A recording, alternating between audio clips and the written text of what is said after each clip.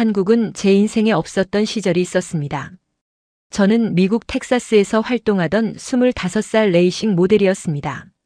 수천 명의 관중 앞에서 화려한 차 옆에 서는 게 제 일이었죠. 하지만 그날 대형 경기장에서 폭주한 차량 한 대가 제어를 잃고 제가 서 있던 구역을 향해 돌진했습니다. 모두가 비명을 지르며 뒤로 물러나는 순간 단 한 사람만이 제 쪽으로 뛰어들었습니다. 선수도 관계자도 경호원도 아니었습니다. 미국에 여행 온 한국인 남자였죠. 그는 망설임 없이 저를 밀쳐 안은 채 구조물 뒤로 몸을 던졌고 제 인생은 그 순간 완전히 바뀌었습니다. 저를 구한 사람은 누구였을까요? 그리고 왜 낯선 외국인인 저를 목숨 걸고 구했던 걸까요? 대체 무슨 일이 있었던 걸까요? 본 영상은 스토리를 재구성한 이야기입니다. 구독과 좋아요는 구독자님께 행운을 드립니다.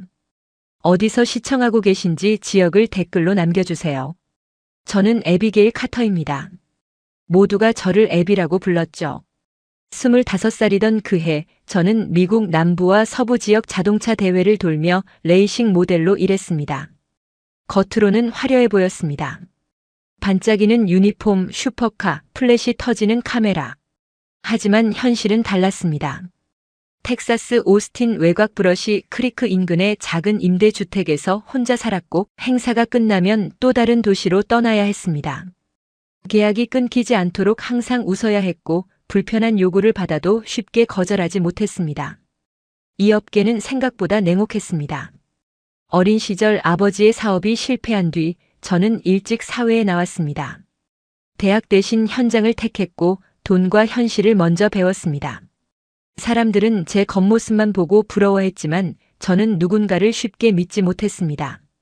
진심을 기대하는 것도 오래전에 포기했죠. 그날도 평범한 하루였습니다. 텍사스 외곽 대형 자동차 경기장에서 신형 스포츠카 시범 경기의 메인 모델로 서게 됐습니다.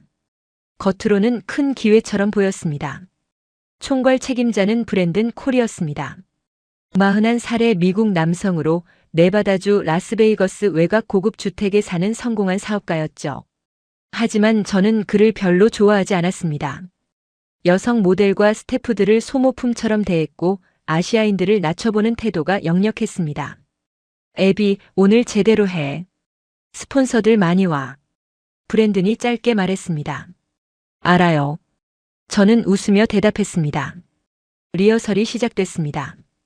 차량들이 경기장을 돌았고 저는 지정된 구역에서 포즈를 취했습니다. 하지만 뭔가 이상했습니다. 차량 동선이 너무 좁았고 모델 대기 구역이 방호 펜스와 너무 가까웠습니다. 이거 위험한 것 같은데요. 제가 스태프에게 말했습니다. 괜찮아. 다 계산된 거야. 스태프가 대수롭지 않게 답했습니다. 저는 불안했지만 더 이상 말하지 않았습니다. 이 업계에서 너무 많이 따지면 까다롭다는 소리를 듣기 때문입니다. 브랜드는 시간에 쫓기듯 일정을 밀어붙였습니다. 안전 점검 시간 줄여. 늦으면 안 돼. 현장 분위기는 점점 더 조급해졌습니다. 저는 뭔가 잘못될 것 같다는 예감이 들었지만 그저 제 기우일 거라고 생각했습니다. 그날 관중석 한편에는 한국에서 온 관광객이 앉아 있었습니다. 민준호. 35살의 한국 남자였습니다. 저는 그때 그를 알지 못했습니다. 하지만 나중에 알게 됐습니다. 그는 대전 유성구 전민동에 사는 회사원으로 철도 차량 제동장치와 안전센서 부품을 만드는 중견기업의 품질관리 차장이었습니다. 오랜만에 휴가를 내 미국 서부와 남부를 여행하던 중 우연히 이 경기장을 찾게 된 것이었죠. 준호는 자동차를 좋아했습니다. 다른 관람객들과 달리 차량의 소리와 움직임을 유심히 보고 있었습니다. 행사 시작 전 그는 특정 차량 한 대의 바퀴 흔들림이 미세하게 이상하다는 걸 느꼈습니다. 제동 반응도 평소와 달랐습니다. 준호는 잠시 망설이다가 근처 스태프에게 다가갔습니다. 저기요, 저 차 좀 이상한 것 같은데요. 뭐가요? 바퀴 흔들림이 보통이 아니에요. 제동도 확인해 보세요. 스태프는 준호를 힐끗 보더니 고개를 저었습니다. 괜찮아요. 전문가들이 다 점검했어요. 하지만 신경 쓰지 마세요. 준호는 더 이상 말하지 않았습니다. 관광객의 말이 현장 운영진에게 먹힐 리 없다는 걸 알았기 때문입니다. 하지만 그는 계속 그 차량을 주시했습니다. 뭔가 잘못될 것 같다는 예감을 지울 수 없었습니다. 그리고 그 예감은 정확했습니다. 과연 어떤 일이 벌어질까요? 경기 시작 시간이 다가왔습니다. 관중석은 가득 찼고 수천 명의 함성이 경기장을 가득 채웠습니다. 저는 메인 구역에 섰습니다. 신형 스포츠카 옆에서 포즈를 취하며 카메라를 향해 웃었습니다. 엔진 소리가 울려 퍼졌습니다. 차량들이 출발선에 섰고 신호등이 켜졌습니다.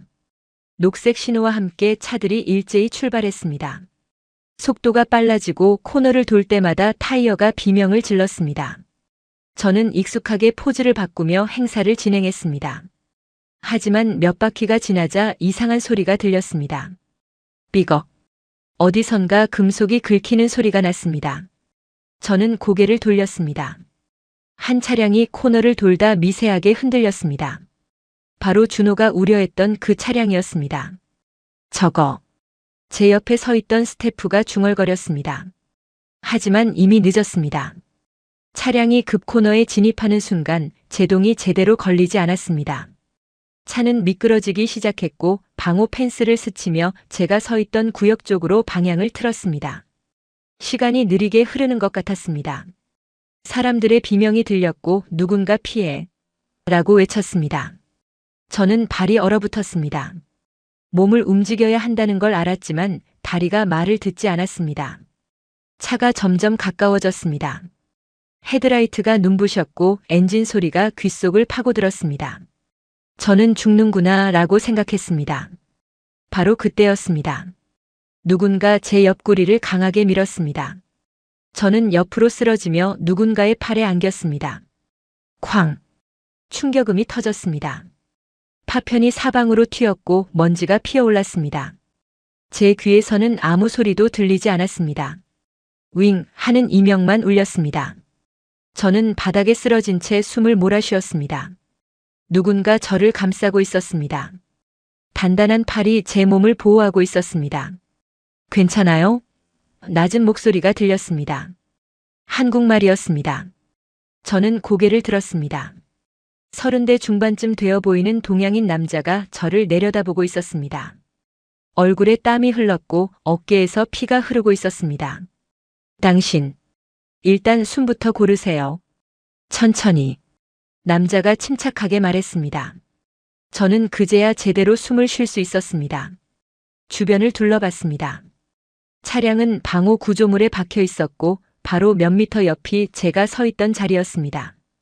만약 이 남자가 저를 밀지 않았다면 저는 지금 여기 없었을 겁니다. 고마워요. 제가 떨리는 목소리로 말했습니다. 괜찮아요. 다친 데 없어요? 모르겠어요. 남자는 저를 조심스럽게 일으켰습니다. 제 팔과 다리를 확인했고 머리를 살폈습니다. 외상은 없는 것 같네요. 하지만 병원 가봐야 해요. 현장 의료진이 달려왔습니다. 구조 인력과 경찰도 몰려들었습니다. 브랜든도 나타났습니다. 얼굴이 창백했습니다. 빨리 수습해. 언론 오기 전에. 브랜든이 스태프들에게 소리쳤습니다. 준호가 일어섰습니다. 어깨에서 피가 계속 흘렀지만 그는 개의치 않는 듯 했습니다. 기록 남겨야 합니다. 준호가 브랜든에게 말했습니다. 뭐? 사고 시점, 차량 위치, 동선, 안전 펜스 간격. 다 기록해야 해요. 당신 누구야? 목격자입니다. 그리고 저 차 이상 있다고 경기 전에 말했어요. 브랜든의 얼굴이 굳었습니다. 그건 지금 중요한 건 정확한 기록이에요. 나중에 문제 생기면 더 복잡해집니다. 준호의 목소리는 차분했지만 단호했습니다. 저는 그 모습을 보며 놀랐습니다. 다친 몸으로도 이렇게 또렷하게 상황을 정리하다니.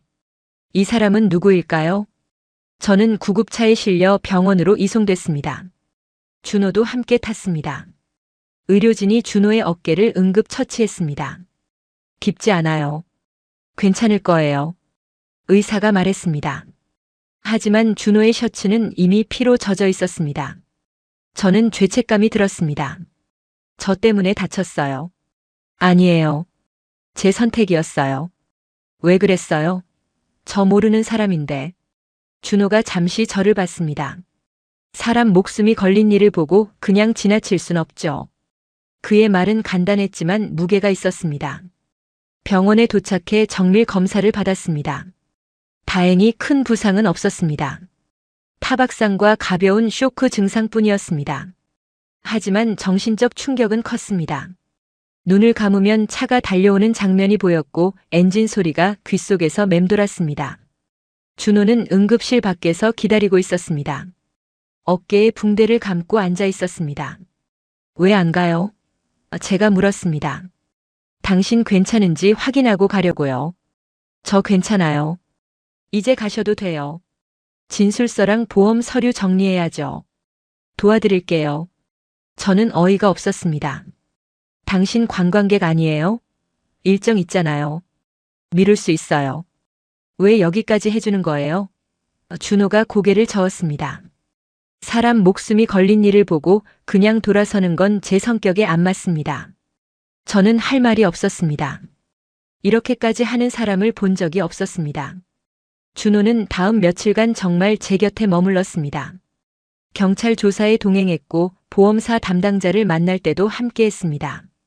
현장 사진과 목격 진술을 정리했고 사고 당시 상황을 시간 순서대로 기록했습니다. 왜 이렇게 꼼꼼하게 해요? 제가 물었습니다.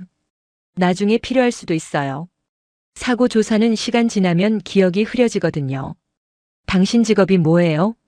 품질 관리 일해요. 철도 차량 부품 만드는 회사에서요. 그제야 이해가 됐습니다. 평소에도 안전과 정확성을 다루는 사람이었구나. 어느 날 저녁 병원 근처 카페에서 커피를 마셨습니다. 고마워요. 진짜로. 제가 말했습니다. 괜찮아요. 당신 덕분에 살았어요. 평생 잊지 않을게요. 준호가 작게 웃었습니다. 과장하지 마세요. 그냥 제때 움직인 거예요. 아니에요. 다른 사람들은 다 뒤로 도망갔어요. 당신만 제게 왔어요. 준호는 대답하지 않았습니다. 그저 커피를 천천히 마셨습니다. 저는 처음으로 이 사람에게 궁금증이 생겼습니다. 대체 어떤 삶을 살아온 사람이길래 이렇게 담담할 수 있을까? 며칠 후 브랜든이 저를 찾아왔습니다. 애비 괜찮아? 괜찮아요. 다행이야. 근데 말이야. 브랜든이 말을 흐렸습니다. 사고 때문에 스폰서들이 예민해. 조용히 넘어가면 좋겠어. 무슨 뜻이에요? 너도 알잖아. 큰 문제 만들면 업계에서 일하기 힘들어져. 저는 브랜든의 눈빛을 봤습니다. 협박이었습니다. 저 잘못한 거 없어요. 알아. 근데 조사 길어지면 너도 손해야. 그냥 사고였다고 하고 넘어가자. 준호가 카페 입구로 들어왔습니다. 브랜든을 보더니 멈춰 섰습니다. 무슨 얘기하세요? 준호가 물었습니다. 당신이랑 상관없어. 브랜든이 차갑게 말했습니다. 애비 씨한테 압박하는 거면 상관있죠. 뭐? 사고는 명백히 안전관리 소홀이에요. 차량 점검 부실하고 동선 설계 잘못됐어요. 브랜든의 얼굴이 붉어졌습니다. 증거 있어? 있어요. 현장 영상이랑 목격 진술 다 있어요. 브랜든은 더 이상 말하지 않고 돌아섰습니다. 하지만 저는 알았습니다. 이제부터 진짜 싸움이 시작될 거라는 걸. 과연 우리가 이길 수 있을까요? 사고 후 일주일이 지났습니다. 저는 여전히 경기장에 서는 게 무서웠습니다. 엔진 소리만 들려도 심장이 뛰었고 누군가 급하게 움직이는 모습만 봐도 그날이 떠올랐습니다. 준호는 제 상태를 알았습니다. 오늘 좀 쉬어요. 바람 쐬러 갈까요? 어디요? 조용한 곳이요. 준호가 데려간 곳은 텍사스 외곽의 작은 공원이었습니다. 호수가 있었고 산책로가 이어져 있었습니다. 사람이 많지 않았습니다. 여기 좋네요. 제가 말했습니다. 여행 준비하면서 찾았어요. 조용해서 좋더라고요. 우리는 천천히 걸었습니다. 준호는 많은 말을 하지 않았습니다. 그저 옆에서 함께 걸어줬습니다. 무서워요. 제가 고백했습니다. 뭐가요? 다시 경기장에 서는 게요. 차만 봐도 식은땀이 나요. 준호가 멈춰 섰습니다. 무서운 건 당연한 겁니다. 하지만 이러면 일을 못해요. 그럼 쉬세요. 몸이 회복될 때까지요. 쉬면 계약 잃어요. 돈도 못 벌고요. 그래도 당신 목숨이 먼저죠. 준호의 말은 간단했지만 울림이 컸습니다. 제 인생에서 누가 제 목숨을 먼저 생각해 준 적이 있었나요? 당신은 왜 이렇게 좋은 사람이에요? 제가 물었습니다. 준호가 웃었습니다. 좋은 사람은 아니에요. 그냥 당연한 걸 하는 거죠. 이게 당연한 거예요? 사람 다치는 거 보고 못 본 척 하는 게 이상한 거죠. 우리는 호수가를 따라 걸었습니다. 햇빛이 물에 반짝였고 오리들이 수면을 헤엄쳤습니다. 처음으로 마음이 편안해졌습니다. 준호 씨는 왜 여행 왔어요? 제가 물었습니다. 오랜만에 휴가 나서요. 평소에 일만 하거든요. 가족은요? 부모님이랑 같이 살아요. 대전에요. 혼자예요? 네. 독신이에요. 왜요? 좋은 사람인데. 준호가 쑥스러워하며 웃었습니다. 일이 바빠서요. 그리고 부모님 건강도 안 좋으시고요. 효자네요. 당연한 거죠. 저는 준호를 보며 생각했습니다. 이 사람은 정말 다르구나. 화려함 대신 성실함을, 말 대신 행동을, 자기 대신 남을 먼저 생각하는구나. 며칠 후 브랜든 측에서 움직임이 있었습니다. 현장 스태프 일부가 진술을 바꿨습니다. 모델 위치가 규정 밖이었다. 차량은 정상이었다. 사고는 불가피했다. 저는 분노했습니다. 거짓말이에요. 저 제자리에 있었어요. 준호가 제 어깨를 잡았습니다. 진실은 숨길 수 없어요. 증거 있으니까요. 무슨 증거요? 사고 전 제가 찍은 영상이요. 차량 이상 있을 때 찍어뒀어요. 저는 놀랐습니다. 정말요? 네. 그리고 관중석에서 찍은 영상들도 모았어요. 사람들이 올린 거 다운받았죠. 준호는 노트북을 펼쳤습니다. 화면에는 수십 개의 영상 파일이 있었습니다. 각 파일마다 시간과 위치가 정리되어 있었습니다. 언제 이걸 다 했어요? 밤에요. 당신 쉴 때요. 왜요? 당신이랑 상관없는 일인데. 준호가 저를 똑바로 봤습니다. 상관 있어요. 제가 구한 사람이 억울하게 당하는 거 못 봐요. 제 가슴이 뜨거워졌습니다. 이 사람은 대체 누구일까요? 그때 문자가 왔습니다. 한국에서 온 사람이었습니다. 이름은 한서윤이었습니다.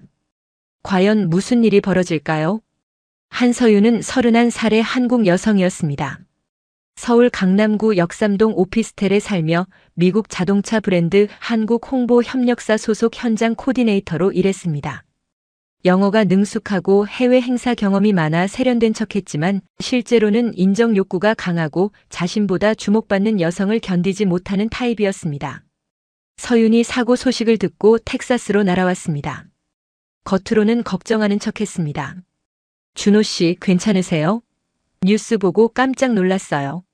서윤이 준호에게 다가왔습니다. 네, 괜찮아요.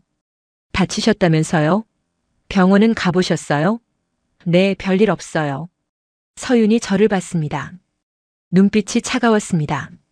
애비 씨죠? 많이 놀라셨겠어요. 네. 근데 말이에요. 너무 문제 크게 만들지 않는 게 좋을 것 같아요. 무슨 말씀이세요? 업계가 좁잖아요.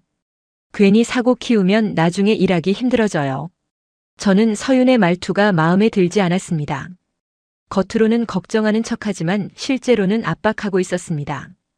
저 잘못한 거 없어요. 알아요. 근데 현실이 그래요. 조용히 넘어가는 게 당신한테도 좋아요. 준호가 끼어들었습니다. 서윤 씨 무슨 말씀 하시는 거예요? 오빠 괜히 외국 여자 일에 엮이지 말고 여행이나 마저 하세요. 애비 씨는 제가 구한 사람이에요. 끝까지 책임질 겁니다. 책임이요? 오빠가 무슨 책임을 져요? 그냥 관광객인데. 목격자이기도 하고 증거도 있어요. 서윤의 얼굴이 굳었습니다. 무슨 증거요? 차량 이상 징후 영상이랑 현장 목격 진술이요. 그게 뭐가 중요해요? 사고는 이미 났는데. 진실이 중요하죠. 서윤은 더 이상 말하지 않았습니다. 하지만 저는 느꼈습니다. 이 여자는 적이구나. 며칠 후 서윤은 브랜든을 만났습니다. 저는 우연히 그 장면을 봤습니다. 카페 창밖에서 둘이 심각하게 이야기하고 있었습니다.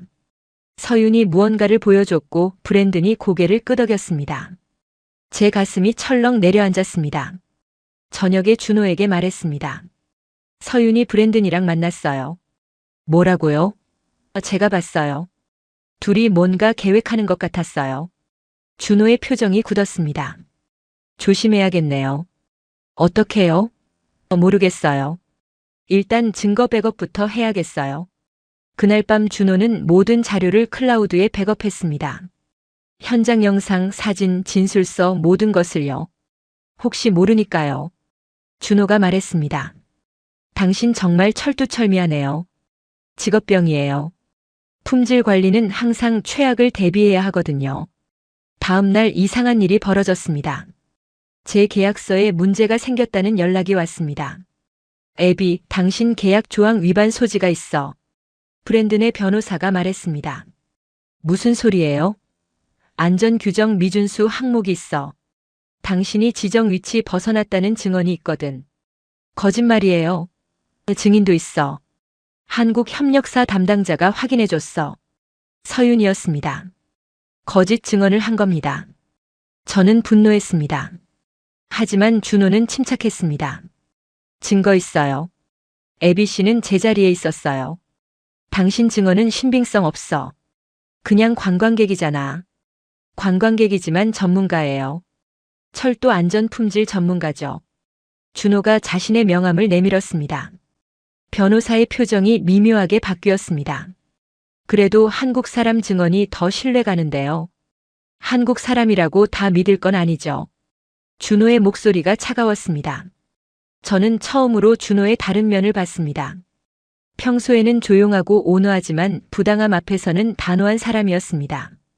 과연 우리가 이 싸움에서 이길 수 있을까요? 며칠간 치열한 공방이 이어졌습니다. 브랜든 측은 계속 사고를 축소하려 했고 서윤은 뒤에서 거짓 증언을 조직했습니다. 하지만 준호는 포기하지 않았습니다. 매일 새로운 증거를 찾아냈고 현장 관계자들을 하나하나 접촉했습니다. 이거 봐요. 준호가 새 영상을 보여줬습니다. 관중석에서 찍은 영상이었는데 사고 직전 차량 바퀴에서 불티가 튀는 장면이 선명했습니다. 제동장치가 과열된 거예요. 정비 불량이죠. 어떻게 알아요? 제 전문 분야거든요. 제동 시스템은 눈 감고도 알 수 있어요. 저는 감탄했습니다.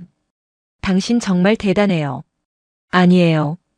그냥 제 일하는 거예요. 준호는 이 자료를 보험사와 지역 언론에 제보했습니다. 반응이 오기 시작했습니다. 지역 신문에서 먼저 기사가 나왔습니다. 텍사스 레이싱 대회 안전관리 구멍. 기사에는 차량 정비 부실과 안전 점검 시간 단축 정황이 상세히 나왔습니다. 브랜든이 화를 냈습니다. 누가 언론에 흘렸어? 준호가 대답했습니다. 저요. 뭐? 사실을 알릴 권리가 있죠. 공익이니까요. 당신 소송 걸 거야. 그러세요.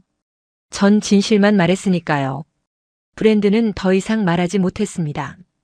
언론이 주목하기 시작하자 상황이 바뀌었습니다. 다른 목격자들이 나타나기 시작했습니다. 저도 봤어요. 차가 이상했어요. 안전 펜스 간격이 너무 좁았어요. 브랜든이 시간 줄이라고 했어요. 진실이 하나씩 드러났습니다. 서윤은 점점 조급해졌습니다. 오빠, 이제 그만해요. 너무 깊이 들어가면 다쳐요. 누가 다친다는 거예요? 오빠도 저도요. 업계에서 찍혀요.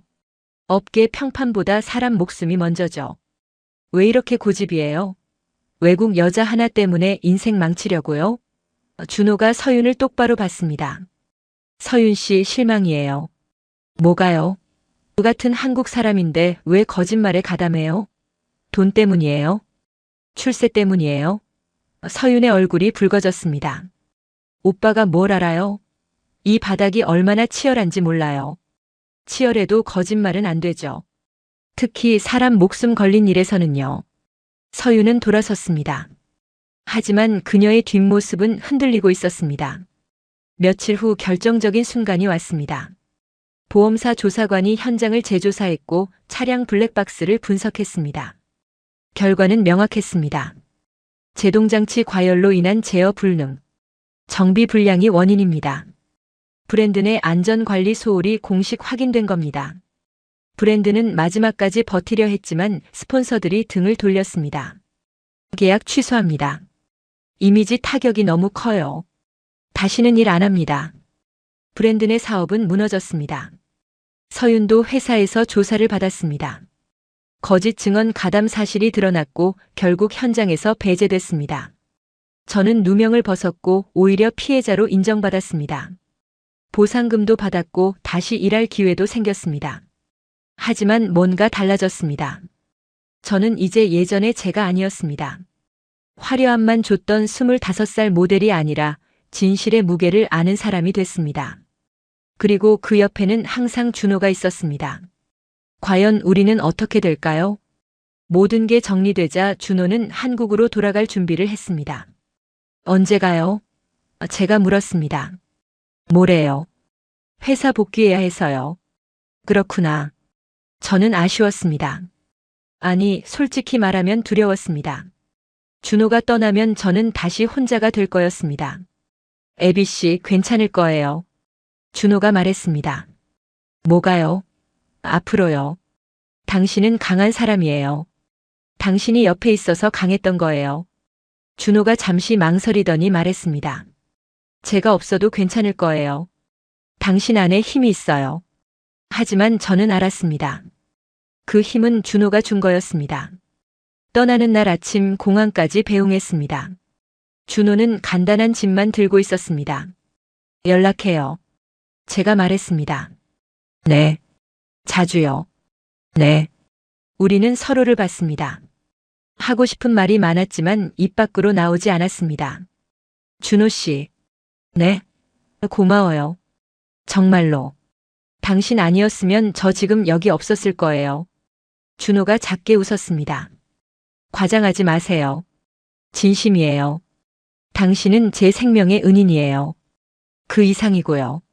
그 이상이요? 저는 용기를 냈습니다. 좋아해요. 당신이요. 준호의 눈이 커졌습니다. 애비 씨. 처음 본 날부터요. 저를 구해준 그 순간부터 마음이 움직였어요. 하지만 저는 나이 차이? 국적 차이? 상관없어요. 중요한 건 마음이잖아요. 준호가 한숨을 쉬었습니다. 저도요. 뭐? 저도 당신이 좋아요. 많이요. 제 가슴이 뛰었습니다. 정말요? 네. 하지만 현실이 문제예요. 저는 한국에 살아야 하고 당신은 여기서 일해야 하고. 그럼 어떡해요? 모르겠어요. 일단 시간이 필요할 것 같아요. 저는 준호의 손을 잡았습니다. 기다릴게요. 당신이 결정할 때까지요. 준호가 제 손을 꽉 잡았습니다. 미안해요. 확답을 못 드려서요. 괜찮아요. 당신이 저한테 준 게 얼마나 큰데요. 기다리는 건 아무것도 아니에요. 준호가 떠났습니다. 저는 한참을 서서 비행기가 뜨는 걸 봤습니다. 마음이 텅 빈 것 같았지만 동시에 무언가로 가득 찬 것 같았습니다. 한국으로 돌아간 준호는 바로 일상으로 복귀했습니다. 회사 일, 부모님 병원 모시기, 조카 돌보기. 하지만 틈틈이 저에게 연락했습니다. 오늘 하루 어땠어요? 일 많았어요? 힘들지 않아요? 밥은 먹었어요? 간단한 메시지였지만 따뜻했습니다. 저도 준호에게 제 일상을 보냈습니다. 새 행사 계약을 받았고 이번에는 안전 점검을 철저히 하는 회사와 일했습니다. 준호 씨 덕분에 제가 이렇게 꼼꼼해졌어요. 다행이에요. 안전이 최우선이니까요. 시간이 흘렀습니다. 석 달, 6달. 우리는 계속 연락했습니다. 영상통화도 자주 했습니다. 보고 싶어요.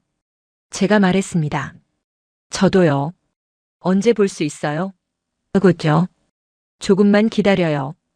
어느 날 준호에게서 긴 메시지가 왔습니다. 애비 생각 많이 했어요. 우리 관계에 대해서요. 솔직히 쉽지 않아요. 거리도 멀고 문화도 다르고 언어도 다르고. 하지만 한 가지는 확실해요.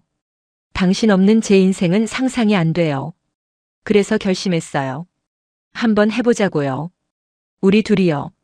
저는 울면서 답장을 보냈습니다. 네. 해봐요. 끝까지요. 준호가 다시 미국에 왔습니다.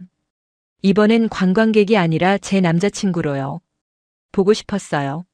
준호가 저를 안았습니다. 저도요.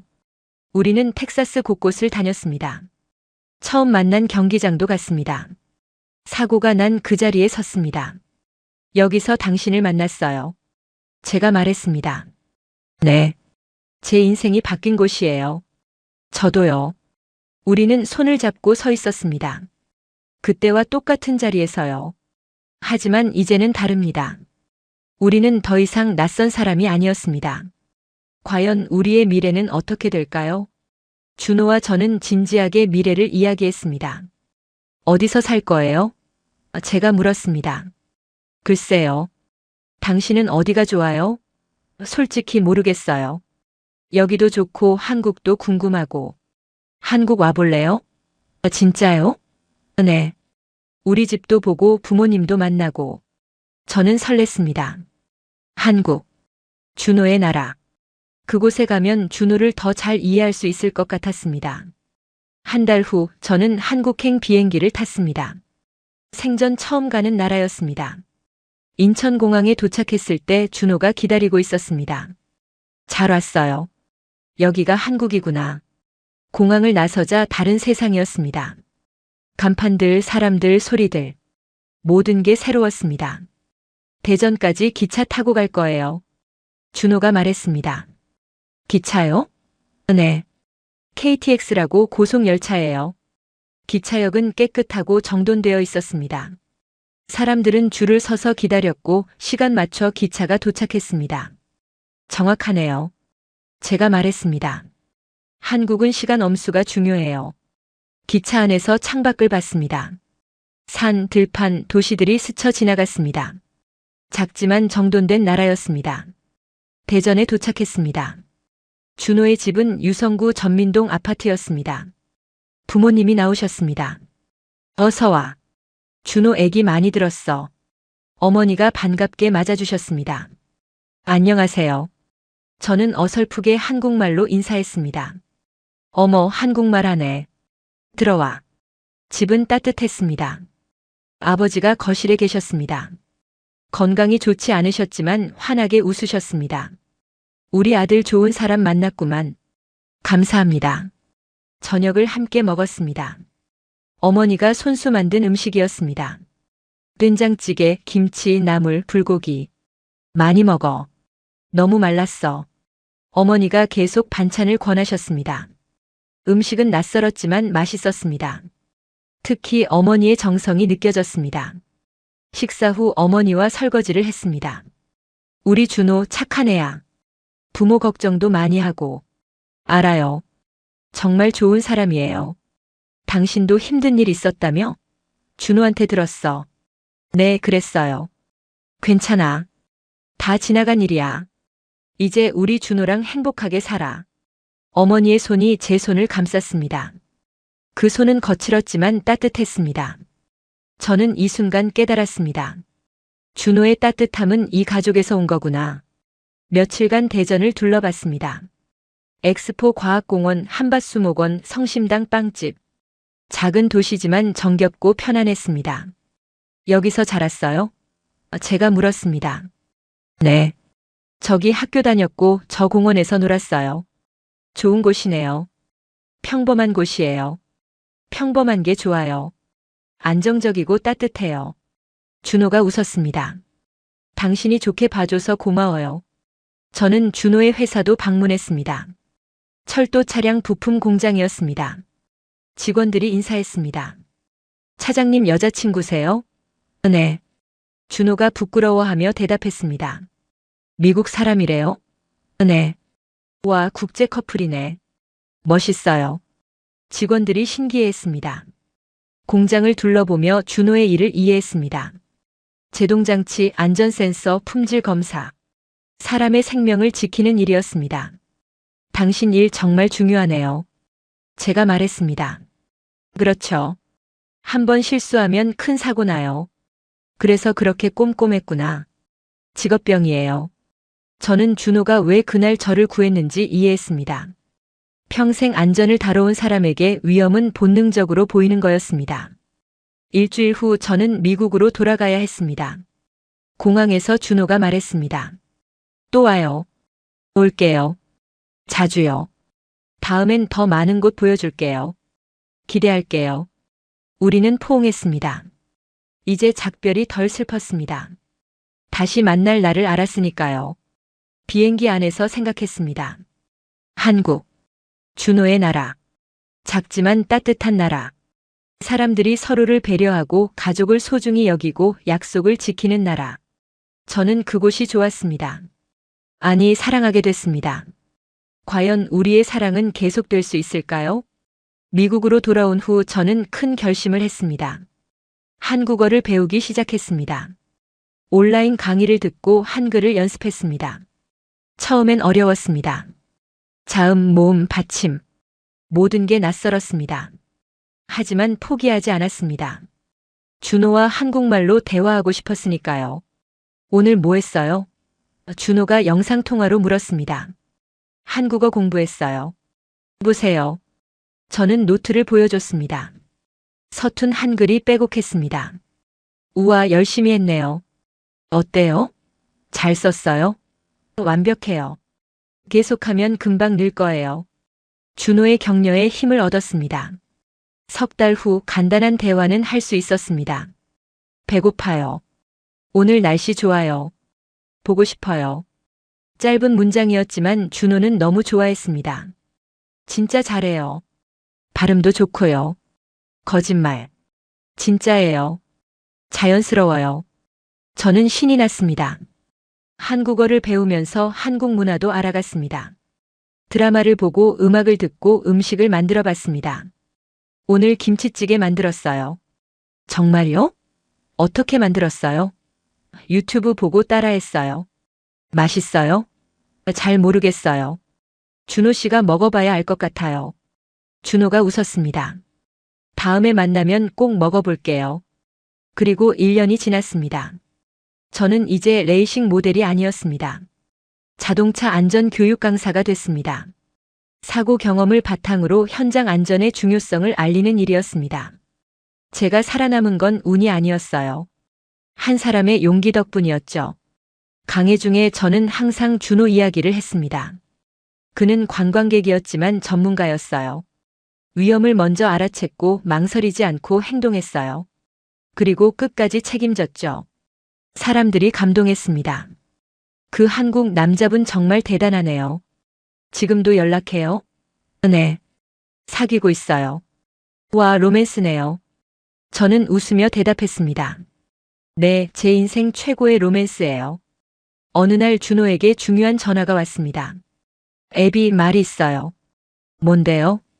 제가 미국 지사로 발령받을 수도 있어요. 정말요? 네. 회사에서 미국 공장 세우는데 품질 관리 책임자 찾고 있어요. 그럼 여기 와요? 아직 확정은 아니에요. 하지만 가능성 있어요. 제 가슴이 뛰었습니다. 오면 좋겠어요. 저도요. 당신 가까이 있고 싶어요. 한 달 후 소식이 왔습니다. 확정이었습니다. 준호가 텍사스 오스틴 인근 새 공장의 품질관리 총괄 책임자로 오게 됐습니다. 언제 와요? 다음 달이요. 진짜요? 진짜 와요? 네. 이제 우리 매일 볼 수 있어요. 저는 울었습니다. 기쁨의 눈물이었습니다.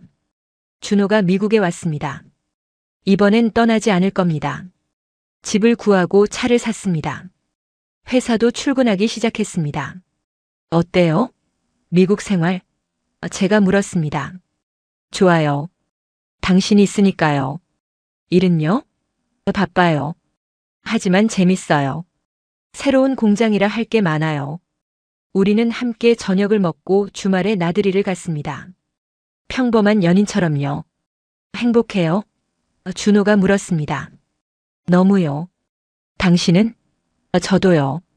이런 날이 올 줄 몰랐어요. 뭐가요? 이렇게 평범하게 사랑하는 사람이랑 함께 사는 거요.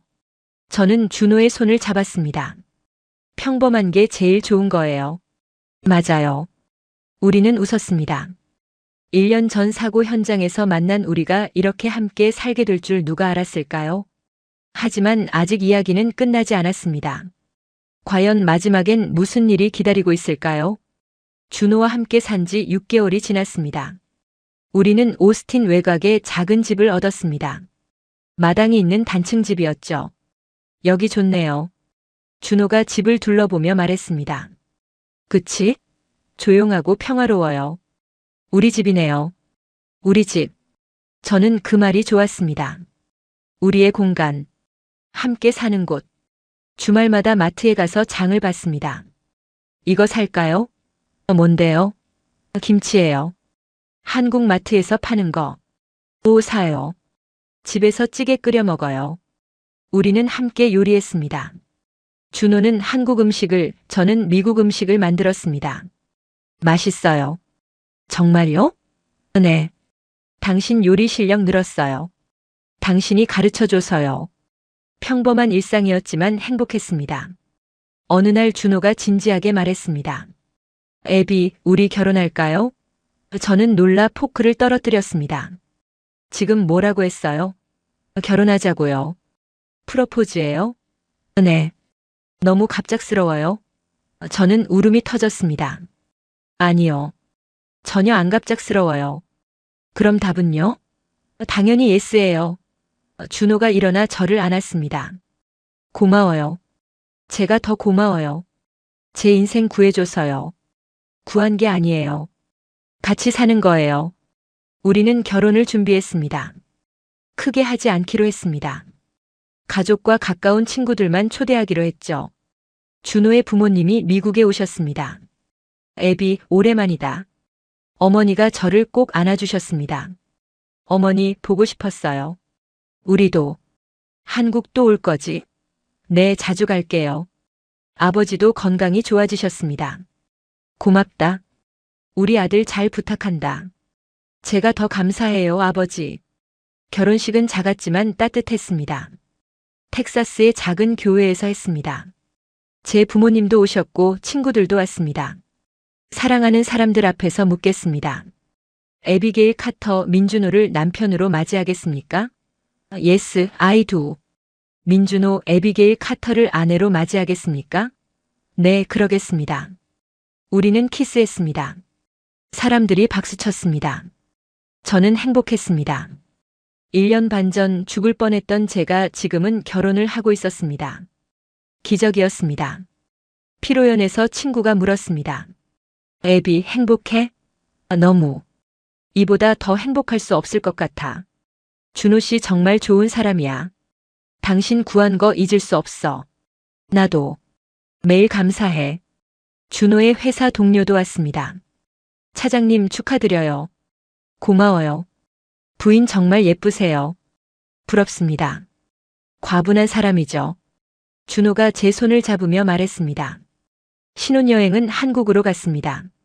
제주도, 부산, 서울을 돌아봤습니다. 여기가 한국이구나. 어때요? 아름다워요. 그리고 사람들이 친절해요. 우리나라 자랑이에요. 우리는 대전 집에도 들렀습니다. 부모님이 반갑게 맞아주셨습니다. 이제 진짜 가족이 됐네. 어머니가 웃으며 말씀하셨습니다. 네, 어머니. 이제 저도 한국 며느리예요. 잘 왔어. 우리 딸. 저는 그 말에 또 울었습니다. 가족. 저는 이제 두 나라의 가족이 있었습니다. 한 달 후 미국으로 돌아왔습니다. 그리고 특별한 소식이 있었습니다. 임신이었습니다. 준호 씨, 저 임신했어요. 정말요? 네. 6주래요. 준호가 저를 안았습니다. 고마워요. 정말 고마워요. 저도 고마워요. 당신 만나서. 우리 아기는 태어났습니다. 딸이었습니다. 이름은 소피아로 지었습니다. 한국 이름은 민서연이었죠. 우리 딸이에요. 준호가 아기를 안으며 말했습니다. 네. 우리 딸. 저는 소피아를 보며 생각했습니다. 이 아이는 사랑으로 태어났구나. 사고에서 시작된 사랑, 국경을 넘은 사랑, 끝까지 포기하지 않은 사랑. 그 모든 것의 결실이구나. 과연 우리의 이야기는 어떻게 끝날까요? 소피아가 돌이 지났을 때 저는 특별한 프로젝트를 시작했습니다. 제 이야기를 책으로 쓰기로 한 겁니다. 출판사에서 먼저 제안했습니다. 애비 씨 이야기 정말 특별해요. 많은 사람들이 듣고 싶어 할 거예요. 제 이야기가요? 네. 사고에서 살아남은 것, 한국 남자와의 사랑, 모든 게 영화 같아요. 저는 고민했습니다. 제 상처를 드러내는 게 쉽지 않았습니다. 하지만 준호가 말했습니다. 당신 이야기가 누군가에게 희망이 될 수 있어요. 써보세요. 6개월간 집필했습니다. 새벽에 일어나 썼습니다. 소피아가 잠든 후에도 썼습니다. 사고의 공포, 준호와의 만남, 진실을 위한 싸움, 사랑, 결혼, 출산. 모든 걸 솔직하게 썼습니다. 울면서 쓴 부분도 많았습니다. 과거를 돌아보는 게 쉽지 않았으니까요. 하지만 쓰면서 치유됐습니다. 책 제목은 더 맨 후 세이브드 미로 정했습니다. 한국어 제목은 저를 구한 사람이었죠. 출판됐습니다. 반응은 뜨거웠습니다. 아마존 베스트셀러에 올랐고 서점 사인회에 수백 명이 왔습니다. 애비, 당신 책 읽고 울었어요. 한 여성이 말했습니다. 저도 사고 당한 적 있거든요. 당신 이야기가 큰 위로가 됐어요. 고마워요. 저도 쓰면서 많이 치유됐어요. 또 다른 사람이 물었습니다. 준호 씨는 정말 그렇게 완벽한 사람이에요? 완벽하진 않아요. 하지만 진실한 사람이죠. 그게 더 중요해요.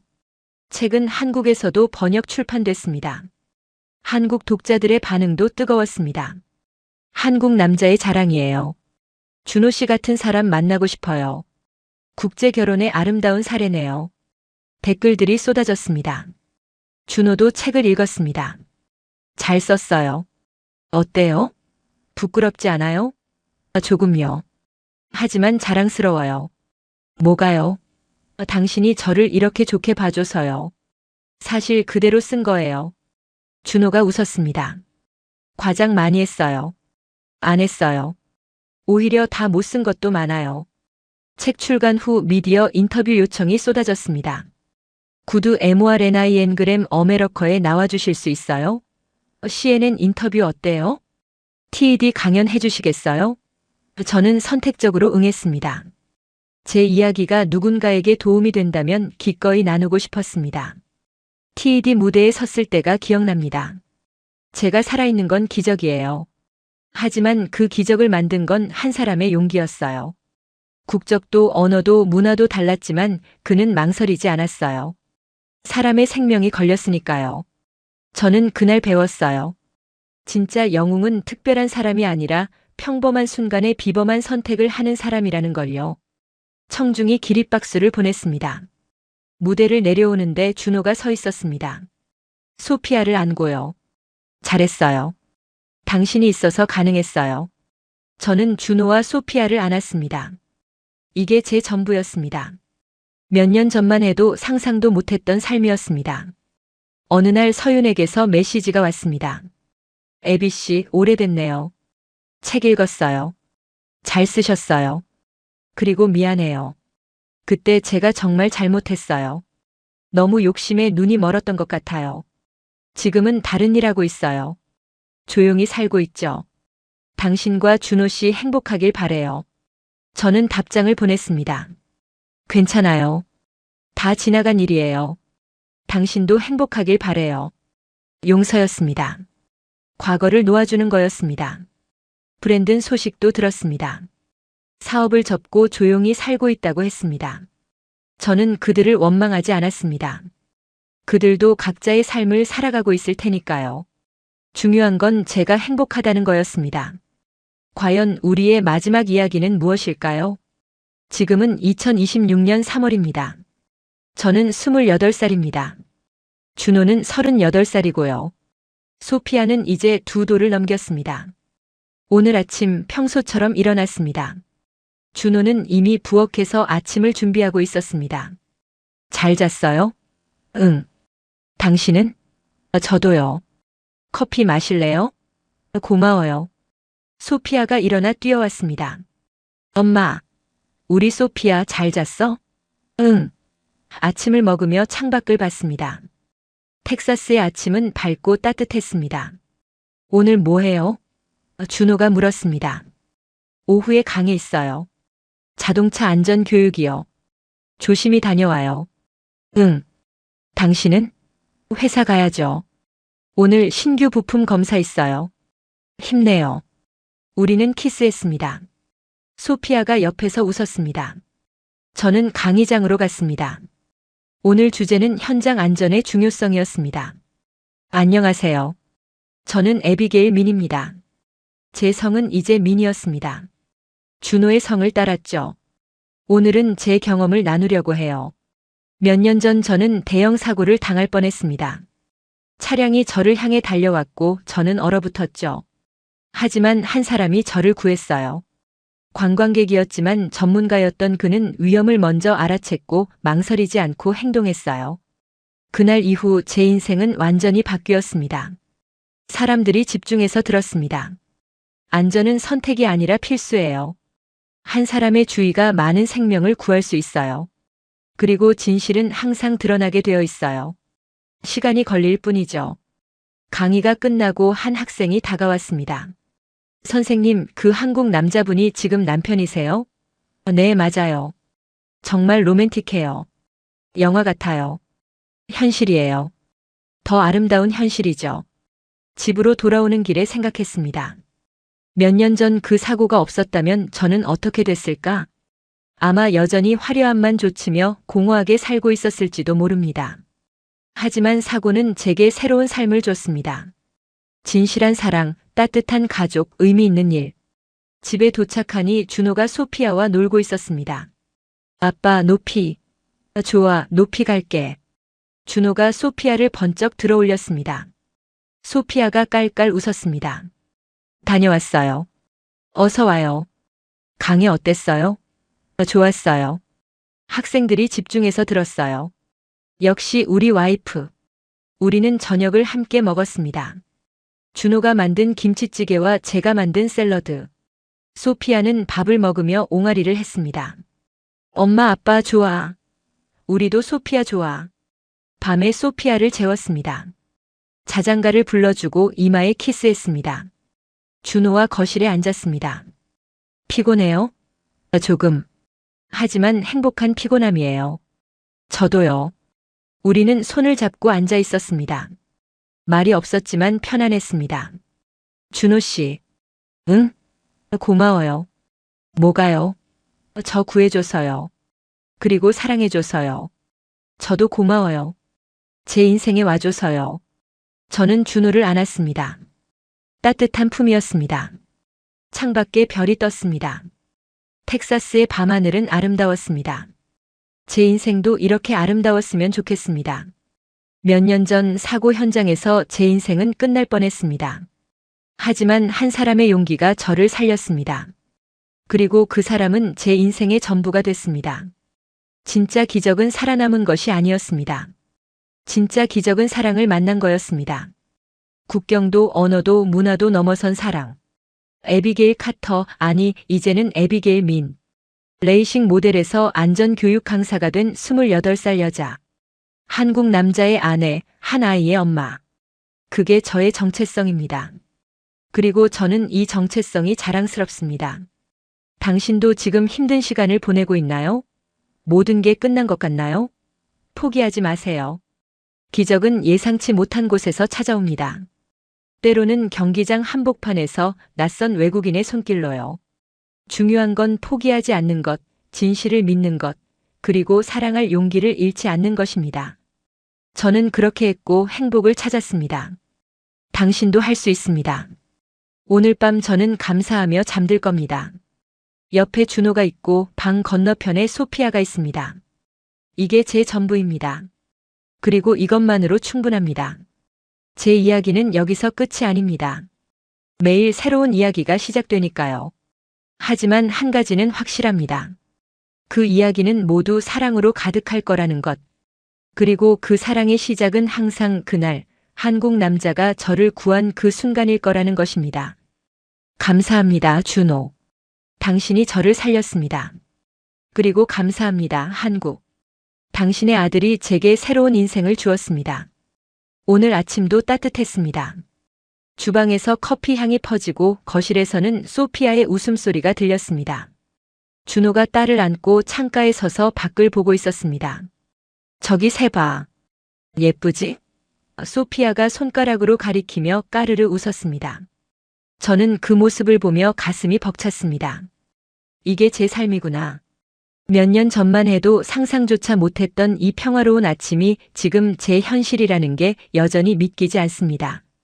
소피아는 이제 말을 제법 합니다. 한국어와 영어를 섞어 쓰는 게 재밌습니다. 엄마, 임 헝그레 마라이. 뭐 먹고 싶어? 팬케이크 주세요. 주세요라는 말을 할 때마다 저는 웃음이 납니다. 준호가 가르친 말이거든요. 예의 바른 아이로 키우고 싶다는 준호의 마음이 그 한 단어에 담겨 있습니다. 소피아를 보면 신기합니다. 제 얼굴과 준호의 얼굴이 섞여 있습니다. 눈은 저를 닮았고 웃을 때 입모양은 준호를 닮았습니다. 두 나라의 피가 흐르는 이 작은 생명이 얼마나 소중한지 모릅니다. 밤마다 소피아를 재우며 저는 이야기를 들려줍니다. 엄마가 어떻게 아빠를 만났는지 알아? 응. 엄마가 위험할 뻔했는데 아빠가 구해줬어. 용감한 아빠가 엄마를 안전하게 지켜줬지. 아빠 멋있어. 그래, 아빠 정말 멋있어. 그래서 엄마가 아빠 사랑하게 됐어. 소피아는 아직 그 의미를 다 이해하지 못합니다. 하지만 언젠가 자라서 알게 되겠죠. 자기가 얼마나 특별한 사랑에서 태어났는지를요. 준호는 변함없습니다. 여전히 말수가 적고 조용하고 성실합니다.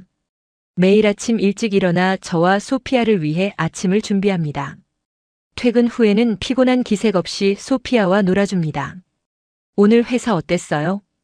제가 물으면 준호는 항상 짧게 대답합니다. 괜찮았어요. 바빴지만 재밌었어요. 그리고는 제게 묻습니다. 당신은요? 힘들지 않았어요? 항상 저를 먼저 걱정합니다. 제가 피곤해 보이면 설거지를 대신하고 제가 강의 준비로 바쁘면 소피아를 혼자 돌봅니다. 미안해요. 제가 좀 더 도와야 하는데. 제가 말하면 준호는 고개를 젓습니다. 아니에요. 당신은 충분히 잘하고 있어요. 우리 같이 하는 거예요. 같이. 저는 그 말이 좋습니다. 혼자가 아니라 같이. 함께 짐을 나누고 함께 기쁨을 나누고 함께 인생을 살아간다는 그 말이요. 가끔 준호를 보면 여전히 가슴이 뜁니다. 주방에서 설거지하는 뒷모습, 소피아를 안고 책을 읽어주는 모습, 출근 전에 넥타이를 매는 모습. 모든 순간이 사랑스럽습니다. 왜 그렇게 봐요? 준호가 물으면 저는 웃습니다. 그냥. 좋아서요. 뭐가요? 당신 존재 자체가요. 준호가 부끄러워하며 웃습니다. 그 수줍은 미소도 여전히 제 마음을 두근거리게 합니다. 결혼한 지 몇 년이 지났지만 사랑은 식지 않았습니다. 오히려 깊어졌습니다. 처음의 설렘과는 다른 깊고 단단한 신뢰와 애정으로 바뀌었습니다. 시부모님은 자주 전화하십니다. 화상통화로 소피아를 보고 싶어 하시죠. 소피아야, 할머니야. 할머니. 소피아가 화면을 보며 손을 흔듭니다. 어머, 우리 손녀 컸네. 말도 잘하고. 할머니 보고 싶어요. 할머니도 보고 싶어. 곧 한국 올 거지? 네. 어머니는 항상 제게도 물으십니다. 애비 힘들지 않아? 괜찮아요, 어머니. 준호가 잘 도와줘요. 우리 아들이 잘하는구나. 다행이다. 너무 잘해요. 제가 더 감사하죠. 아버지도 건강이 많이 좋아지셨습니다. 사위, 일 잘 되고 있지? 네, 아버지. 잘 되고 있어요. 고맙다. 우리 며느리 잘 챙겨라. 당연하죠. 평생 잘 모실게요. 통화를 끊고 나면 저는 항상 마음이 따뜻해집니다. 진짜 가족이 된 느낌이거든요. 혈연으로 이어진 가족은 아니지만 마음으로 이어진 가족입니다. 어머니는 제게 한국 요리를 가르쳐 주십니다. 영상통화로 김치찌개 끓이는 법, 불고기 만드는 법, 잡채하는 법을 알려주시죠. 애비야, 간장은 이 정도만 넣어. 네, 어머니. 설탕은 조금만. 너무 달면 안 돼. 알겠어요. 잘하네. 우리 며느리 요리 실력 늘었어. 저는 어머니의 칭찬에 기뻐하는 제 모습이 신기합니다. 어느새 저도 한국 며느리가 된 거죠. 한국이라는 나라에 대해 생각하면 감사한 마음이 듭니다. 처음엔 낯선 나라였습니다. 언어도 다르고 문화도 다르고 모든 게 새로웠죠. 하지만 알아갈수록 매력적인 나라였습니다. 사람들은 가족을 소중히 여겼고 어른을 존경했고 약속을 지켰습니다. 성실하게 일했고 서로를 배려했고 공동체를 중요하게 생각했습니다. 준호는 그런 문화 속에서 자랐습니다. 그래서 위기 앞에서도 책임감 있게 행동했고 끝까지 진실을 지켰고 가족을 최우선으로 생각했던 겁니다. 한국이 준호를 만들었고 그 준호가 저를 구했고 저는 새로운 인생을 얻었습니다. 그러니 한국이 제 인생을 바꾼 셈입니다. 저는 이제 한국어를 제법 합니다. 일상 대화는 거의 문제없고 책도 천천히 읽을 수 있습니다. 한국 드라마도 자막 없이 봅니다. 당신 진짜 대단해요. 준호가 말합니다. 뭐가요? 외국어 배우는 게 쉽지 않은데 이렇게 잘하잖아요. 사랑하는 사람 언어니까요. 배우고 싶었어요. 고마워요. 노력해줘서. 당연한 거예요. 저도 이제 반은 한국 사람이잖아요. 정말 그렇습니다. 저는 이제 미국인이면서 동시에 한국인입니다. 두 나라를 다 사랑하고 두 문화를 다 존중합니다. 소피아도 그렇게 키우고 싶습니다. 두 나라의 장점을 모두 배우고 두 문화를 자랑스러워하는 아이로요. 가끔 과거를 돌아봅니다. 경기장에서의 그날 차가 저를 향해 달려오던 순간, 준호가 저를 안고 옆으로 굴러떨어지던 순간, 만약 준호가 없었다면 저는 지금 여기 없었을 겁니다. 아니, 살아있었더라도 전혀 다른 삶을 살고 있었겠죠. 여전히 화려함만 좇으며 공허하게, 사람을 믿지 못하며 외롭게 살았을 겁니다. 하지만 준호가 왔습니다. 관중석에서 이국 땅에서 우연히 온 관광객으로. 그리고 제 인생을 구했습니다. 목숨만 구한 게 아니라 인생 전체를 구해준 겁니다. 그 이후의 모든 순간이 선물이었습니다. 진실을 위해 함께 싸웠던 날들, 서로를 알아가던 시간들, 사랑을 고백하던 순간, 결혼식, 임신, 출산. 모든 게 기적이었습니다. 사람들은 제게 묻습니다. 행복해요? 저는 항상 똑같이 대답합니다. 너무요. 이보다 더 행복할 순 없을 것 같아요. 비결이 뭐예요? 진실한 사람을 만난 거요. 그리고 서로를 존중하는 거요. 정말 그렇습니다. 준호와 저는 서로를 존중합니다. 문화가 다르고 자란 환경이 다르고 생각이 다를 때도 있지만 그 차이를 인정하고 이해하려고 노력합니다. 당신 생각은 어때요? 이렇게 하는 게 어때요? 내가 틀렸어요? 항상 묻고 듣고 함께 결정합니다. 그게 우리 부부의 방식입니다. 요즘 저는 둘째를 생각하고 있습니다. 소피아에게 동생을 만들어주고 싶거든요. 준호도 같은 마음입니다. 남동생이 좋을까요? 여동생이 좋을까요? 둘 다 좋죠. 건강하기만 하면요. 그러게요. 건강이 최우선이죠. 우리는 웃으며 미래를 그려봅니다. 아이 둘, 아니 어쩌면 셋이 뛰어노는 집. 주말마다 공원에 가고 방학이면 한국에 가고 명절이면 가족이 모이는 따뜻한 집.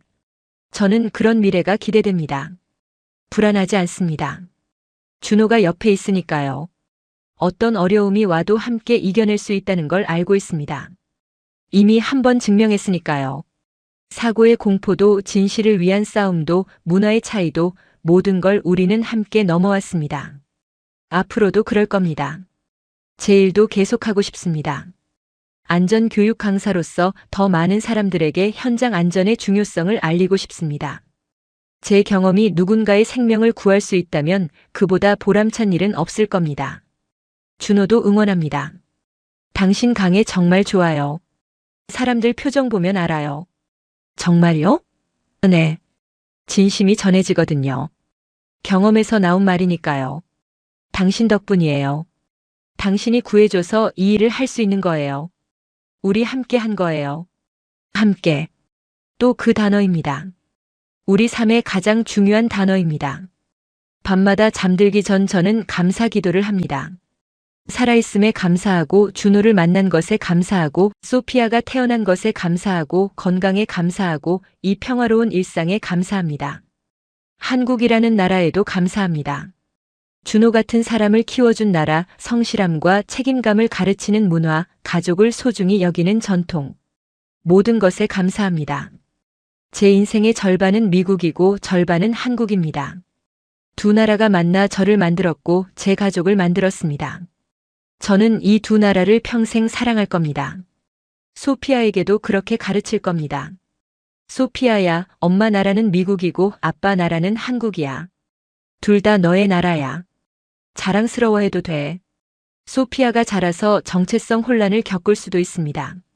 미국인인지 한국인인지 헷갈릴 수도 있죠. 하지만 저는 말해줄 겁니다. 둘 다야. 그게 너의 힘이야.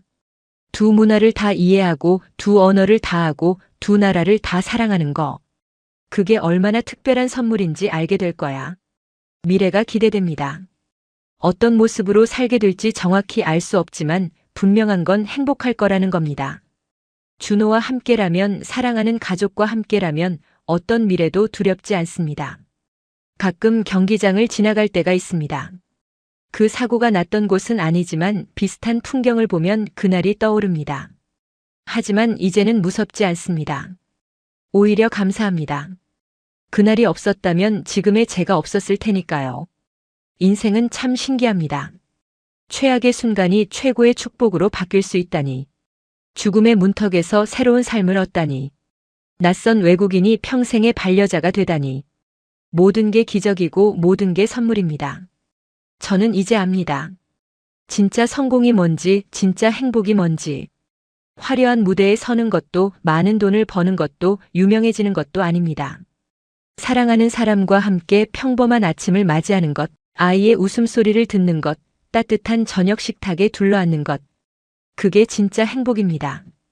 준호가 저를 구한 그날, 저는 단순히 목숨만 건진 게 아니었습니다. 새로운 인생을 선물 받은 겁니다. 진실한 사랑을, 따뜻한 가족을, 의미 있는 삶을 선물 받았습니다. 그래서 저는 매일 감사하며 살아갑니다. 살아있음에, 사랑받음에, 사랑할 수 있음에. 이 모든 것이 당연하지 않다는 걸 저는 너무나 잘 알고 있으니까요. 오늘도 해가 뜹니다. 텍사스의 따뜻한 햇살이 창문으로 들어옵니다. 준호가 커피를 내리고 소피아가 깨어나며 새로운 하루가 시작됩니다. 평범하지만 특별한 하루. 기적 같은 일상. 이게 제 인생입니다. 그리고 저는 이 인생을 사랑합니다.